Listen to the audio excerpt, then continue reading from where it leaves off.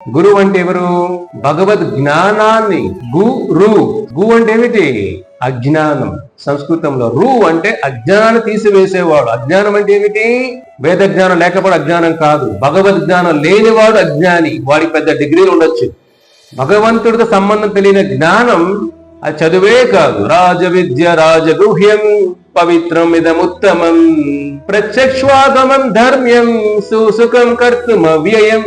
9వ అధ్యాయం భగవద్గీతలో కృష్ణుడు చెబుతారు, అర్జున అన్ని విద్యల కన్నా రారాజు ఏ విద్య? భగవద్గీత. భగవద్గీతను ఎక్కడో పెట్టేసి అన్ని గుళ్ళు తిరుగుతుంటాం, అన్ని గోపురాలు తిరిగేస్తాం, నదుల్లో స్నానాలు చేసేస్తాం. భగవద్గీత తెరవకుండా ఉత్తమైన పవిత్ర పక్కన పెట్టి మిగతాన్ని చుడుతున్నాం పొద్దున్న నుంచి. అదే అజ్ఞానం అంటే. గురువు ఎప్పుడు భగవంతుడు వాక్యాలు పక్కన పెట్టి కొత్తగా ఏం చెప్పడు. భగవంతుడు వాక్యాలనే సరళంగా నేర్పిస్తాడు. భగవంతుడి మనస్సుని మనకు తెలియజేస్తాడు.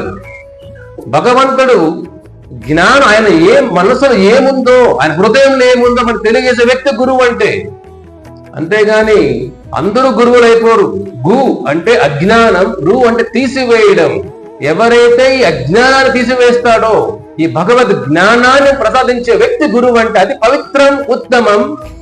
అది తెలుసుకున్నవాడు నిజమైన శిష్యుడు ఈ లోకంలో. Like, share and subscribe to HKM Hindupur channel.